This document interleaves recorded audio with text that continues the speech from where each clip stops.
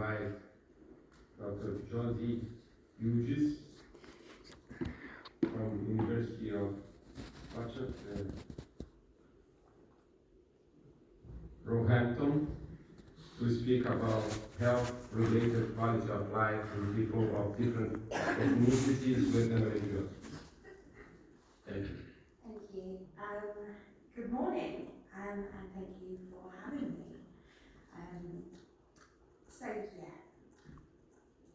We know that all people born with a uterus can have endometriosis, and it affects at least 190 million people worldwide. That doesn't include all ages, that doesn't include all genders, that doesn't include all ethnicities. So the symptoms of endometriosis, as well as the side effects of treatments and multiple surgeries, have a significant negative impact on a person's health-related quality of life. What we don't know is there is very little research into how this differs between different communities of people with the condition. So our study aims to investigate if there is a gap in either treatment or outcome for minoritised communities. Not minority communities, minoritised communities. Our hypothesis is that participants that self-identify as part of a minoritised community will have significantly worse health-related quality of life scores and clinical outcomes than those that self-identify as white. So this was a cross-sectional study designed to determine quantitatively whether there's a difference in endometriosis care between self-related ethnicities. This study has been designed to determine any themes that emerged during qualitative questioning to highlight lived experiences of participants. A range of questions were asked in a semi-structured interview format to explore how a sample of patients with endometriosis made sense of both their personal and social lives by determining how much impact and meaning the participant holds with regard to particular events, experiences and states of mind. Data was collected using the short-form endometriosis health profile questionnaire. This was used because it's, as we learned yesterday, it's a standardised disease-specific instrument to evaluate the health-related quality of life of patients with endometriosis.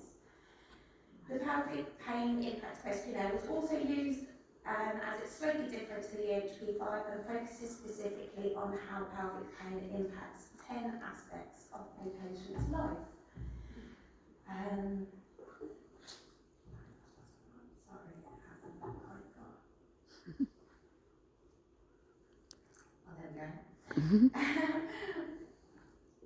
Once data collection had ceased, overall EHP5 scores and PPIQ scores were calculated using their respective scoring systems. The data was entered into SPSS and ANOVA was used to ascertain any differences between groups EHP5 and PPIQ scores with a significance value of less than 0.05.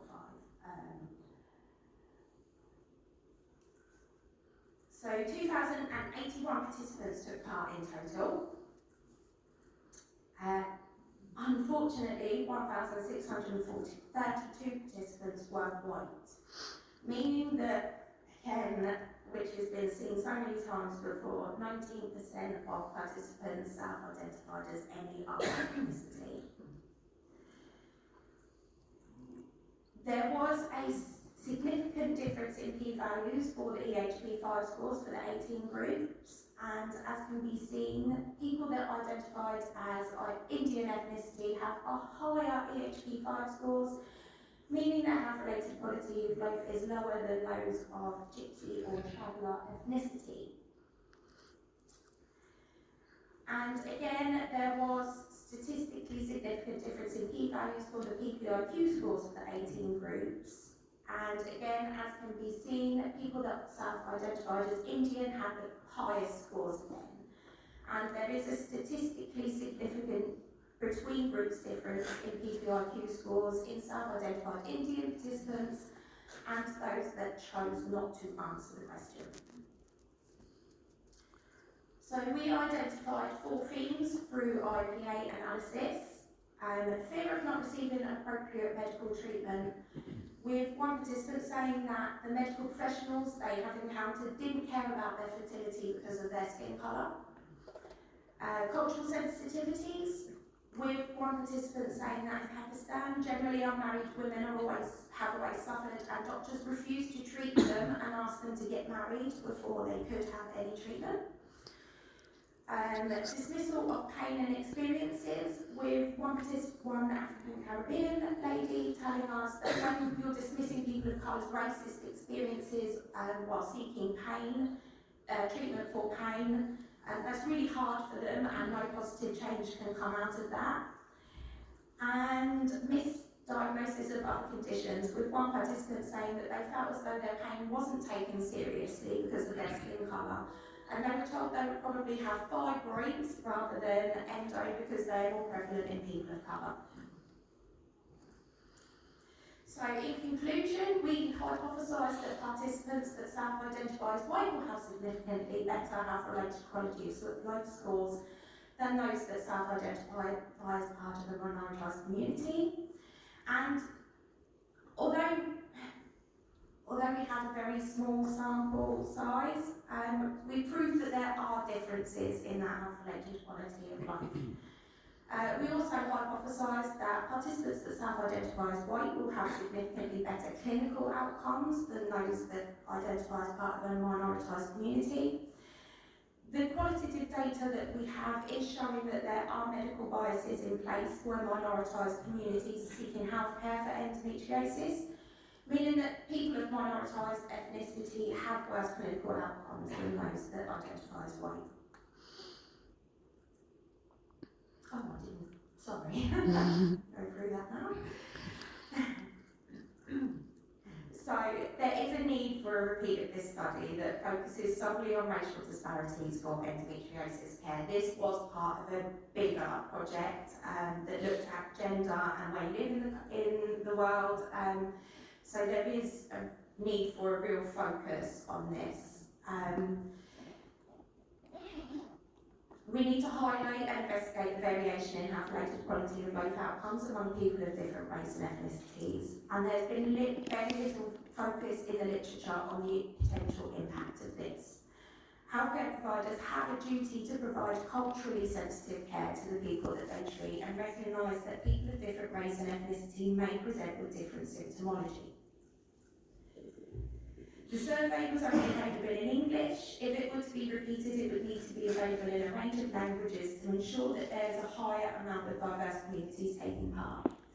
There's also the problem that minoritised communities may not have access to the internet to fill in online surveys or access to the technology to take part, which would need addressing.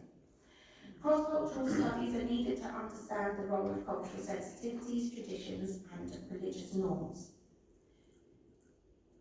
The researcher was limited to online interactions and social media due to the pandemic, which made recruitment difficult. And there's also a link between ethnicity and willingness to participate in research due to mistrust and systemic racism.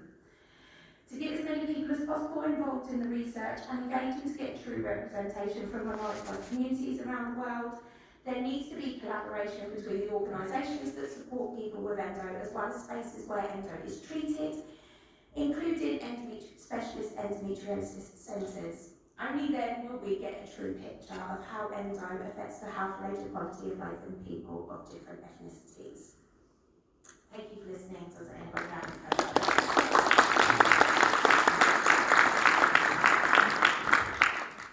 Thank you. We have time for one or two questions from the audience. Oh, no one has any questions yet.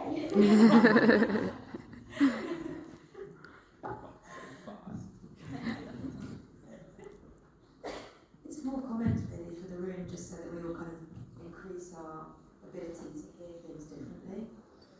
It's what forms people are given, who's written them, and what objective have they got behind them, and also what experience have they got to have had their mind opened in order to write that questionnaire. Because that already is kind of producing a bias that then doesn't get into the bias of the bias of the bias of the bias. It's just that we have to open the focus so much wider as a starting point for everything. Because otherwise you're going to end up 2 people out of 2 million each time, and we're not getting anywhere with that. So if anyone's ever writing anything, can you just start from the beginning, like see where your beginning point is, but don't start there, start so much wider. And that's just kind of my anecdotal experience of listening to everybody all over the world, and everybody that doesn't feel included. All the comments that people still have now, and have had for the last 30 years from different physicians and different experiences, also because of what information they've been fed from a questionnaire that started with advice already. You know what I mean?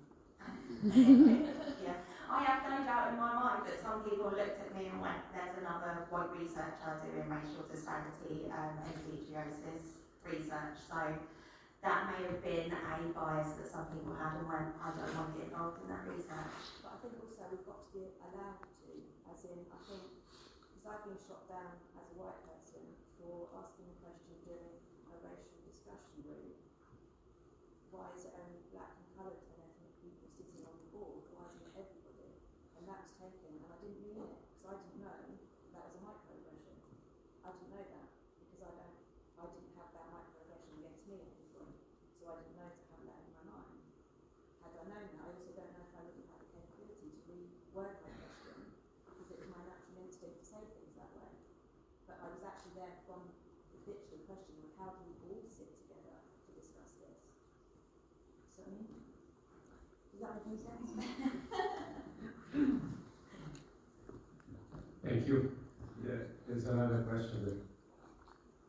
Just very quickly, because I know you need to move on. Very nice presentation. Thank you so much. And it plays off of this a little bit. It would be very easy to look at your data and say, as it turns out, there is no statistical difference, because you can show the data there, but you highlight the main important points of one, a very low end, which is a challenge in endometriosis. 2, the fact that everything was written in English. 3, that people needed internet access. So you're talking about a subpopulation of the groups that you're trying to reach. So I think that it was a very well-tempered discussion, because it's a challenge to do these studies. They're not easy to do, even under the best of circumstances, but it's important to recognize those as you move forward. So thank you so much for your presentation. Thank you.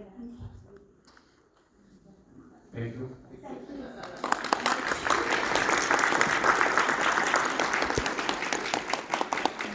So I'd like to invite